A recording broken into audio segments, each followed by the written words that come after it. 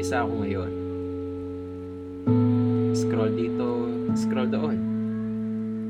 Pero sa pag-scroll ko na yon, tila ba may gusto akong subukan ngayon.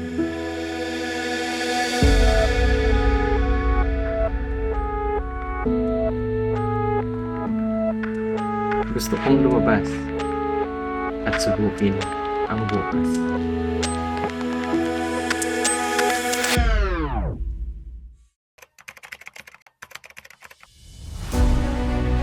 Gusto kong kunan ang mundo at ibahagi ito sa inyo. Gusto kong ipahayag ang istorya ng aking bawat paglalakbay.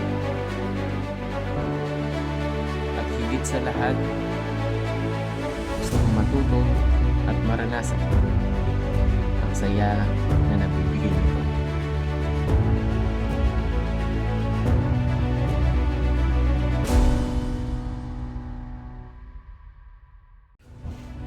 So, that's it guys. Sana na-enjoy nyo yung video.